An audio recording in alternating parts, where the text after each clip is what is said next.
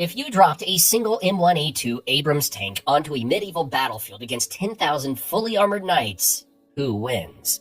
Let's start with the obvious scenario. Knights have never seen anything like it. A metal beast that spits fire, sounds like thunder, and strikes from miles away. The tank crew opens with a 120mm heat round. Boom. 30 knights gone in one shot. Then they follow up with the mounted machine gun.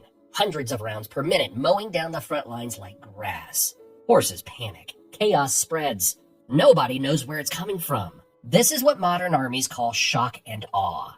Overwhelming, paralyzing force delivered fast enough to break the enemy's will before they even start fighting. In this version, the knights never stood a chance. The tank wins without even taking a scratch. But let's be honest, that's the boring version. Let's say they don't break. They think it's a beast from the underworld. Charge it. Now we've got a real fight. So let's break it down. The M1A2 Abrams is a monster. 60 tons of composite armor, a 1,500 horsepower engine, and a main cannon that can hit targets over 4 kilometers away. It also has thermal vision, GPS targeting, and enough fuel to keep moving for hours. It runs with a 4-person crew, a commander, gunner, loader, and driver. On the other side, we've got 10,000 knights, heavy plate armor, lances, swords, crossbows. They ride war horses trained to crash through enemy lines. In their world, they are the elite, the top warriors with the strongest armor and weapons. But here's the catch. Medieval weapons can't do anything to a modern tank. Swords just slide off. Arrows break as soon as they hit. And even if they climbed on top, they'd be pounding on the armor like kids hitting a refrigerator with a stick. So, this should be easy, right? Not quite. Tanks don't run on magic. They run on fuel, ammo, and air. And they've got humans inside. People who can get tired, confused, or overwhelmed. And that's where it gets interesting. The tank carries just 40 main cannon shells and around 10,000 machine gun rounds. Sounds plenty until you remember 10,000 knights.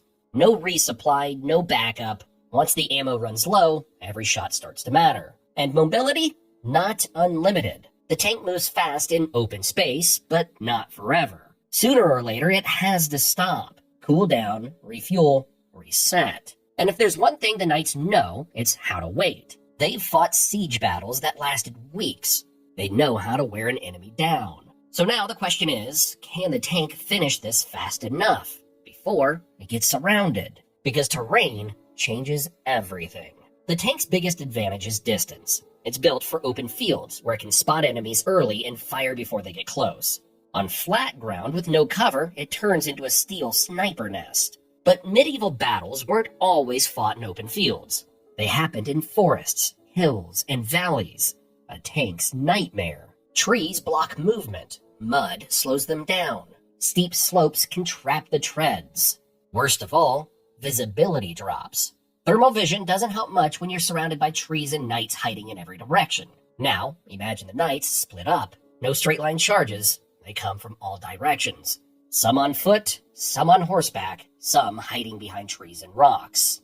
The tank gets surrounded. It's not damaged, but the crew inside is overwhelmed, constantly scanning for threats, struggling to keep up. Stress builds. Mistakes follow. And here's the twist. The knights start sending waves of riders just to distract the gunner and waste ammo. Every shot fired at one of them is one less for the real attack. It's not about winning the fight. It's about draining the tank. Knights are playing smart. So, what does the tank crew do? They adapt. It's time to change tactics. First move, shoot and scoot. Fire around, then immediately relocate. It keeps the knights guessing and helps avoid getting surrounded. By the time orders reach the front, the tank's already gone. Then comes hull down positioning. The crew finds dips in the terrain, low ground, where only the turret is exposed. From there, they can hit riders while most of the tank stays hidden. The knights charge, but they can't even see where the shots are coming from. If things get too crowded, the Abrams can use reverse retreat fire, backing up while spraying bullets with a coaxial gun. The closer the knights get, the more accurate and painful the response becomes. And at night, thermals on, engine off.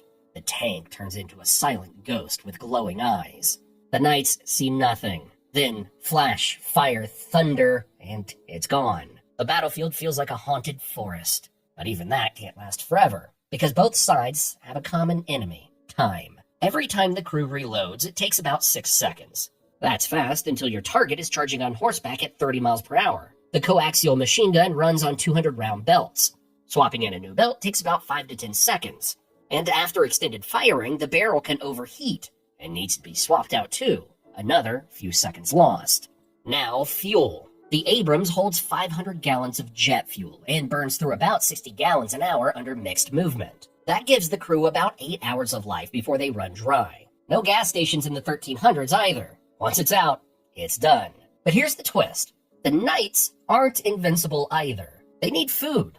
A lot of it. Each knight eats around 2.5 kilograms of food per day. And their horses? About 10 kilograms each. That means the full medieval army needs over 125,000 kilograms of food per day just to keep standing. That's more than 270,000 pounds. And unlike the tank crew, they can't just stash meals in a compartment. They need wagons, servants, livestock, and clean water. If the battle drags on, knights could start dropping from exhaustion and starvation alone. Also, horses aren't tanks. They need around 6 hours of rest a day. So do the knights. And when horses get tired, they don't charge. They stumble, break formation, and panic. Tick, tick, tick. And just when you think it's a straight countdown, chaos kicks in. First, mechanical failure. The Abrams is tough, but not unbreakable. Enough mud, branches, or debris in the wrong spot, and the track could break. Now, the tank's stuck. A steel turret on a pedestal. Still dangerous, but not mobile. And in this fight, movement is everything. Second, weather. Rain turns fields into mud. Tanks sink. Visibility drops. Fire control systems can glitch.